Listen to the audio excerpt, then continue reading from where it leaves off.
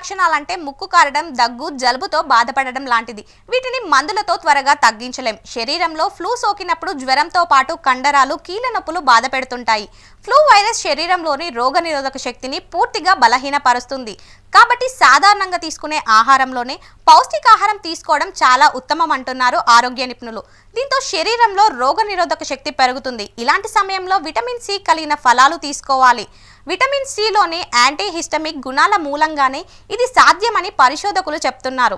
ఇలాంటి పరిస్థితుల్లో నిమ్మజాతి పండ్ల రసాలను ఎక్కువ తీసుకోవాలంటున్నారు వైద్యులు.